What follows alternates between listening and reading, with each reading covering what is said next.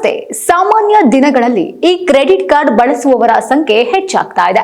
ಅದರಲ್ಲೂ ಹೆಚ್ಚಿನ ಜನಗಳು ಕ್ರೆಡಿಟ್ ಕಾರ್ಡ್ ಬಳಸಬೇಡಿ, ಅದು ಕೆಟ್ಟದು ಅಂತ ಹೇಳ್ತಾರೆ. ಆದ್ರೆ ನಿಜಕ್ಕೂ ಕ್ರೆಡಿಟ್ ಕಾರ್ಡ್ ನಮ್ಮ ಶತ್ರುನಾ? ಹೌದು, ಕ್ರೆಡಿಟ್ ಕಾರ್ಡ್ ಕೆಟ್ಟದಲ್ಲ, ಆದ್ರೆ ಕ್ರೆಡಿಟ್ ಕಾರ್ಡ್ ಕೆಟ್ಟ ಬಳಕೆ ಒಳ್ಳೆಯದಲ್ಲ. ಭಾರತದಲ್ಲಿ 2024ರ ಅಕ್ಟೋಬರ್ ಅಂಕಿ ಅಂಶದ ಪ್ರಕಾರ 10 ಕೋಟಿಗಿಂತ ಅಧಿಕ ಕ್ರೆಡಿಟ್ ಕಾರ್ಡ್ಗಳು ಬಳಕೆಯಲ್ಲಿವೆ. ಇದರ ಪೈಕಿ 18 ಲಕ್ಷ ಕೋಟಿ ಮೊತ್ತದ ಹಣ ಕ್ರೆಡಿಟ್ ಕಾರ್ಡ್ ಮೂಲಕ ಚಲಾವಣೆಯಾಗ್ತಾ ಇದೆ. ಹೌದು, ಈ ನಡುವೆ ಕ್ರೆಡಿಟ್ ಕಾರ್ಡ್ ಕೆಟ್ಟದು, ಅದನ್ನ ಬಳಸಬೇಡಿ ಎನ್ನುವವರೇ ಹೆಚ್ಚಾಗಿದ್ದಾರೆ.